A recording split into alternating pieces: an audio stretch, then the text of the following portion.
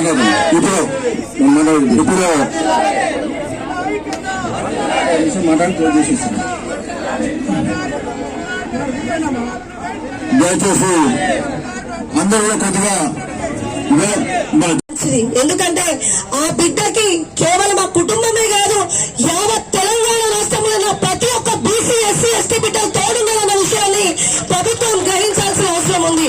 ఎందుకంటే కుటుంబమే కదా, నలుగురున్న కుటుంబాన్ని ఏం చేస్తాం, మా చెప్పు చేతల్లో ఉంది అనుకుంటే మేమంతా కలిస్తే మీ ప్రభుత్వాన్ని కూర్చడం ఒక్క క్షణం కూడా సరిపోదన్న విషయాన్ని గౌరవ ముఖ్యమంత్రి రేవంత్ రెడ్డి గ్రహించాల్సిన అవసరం ఉంది. ఆ చిన్నారి తల్లి గురించి ప్రతి ఒక్కరు వచ్చి పరామర్శిస్తున్నారు. ఆ తల్లి గురించి ప్రతి ఒక్క ఉద్యమాలు జరుగుతున్నాయి. మరియు పత్రికా విలేకరులందరూ కూడా జై హింద్, జై బీసీ, జై బీసీ.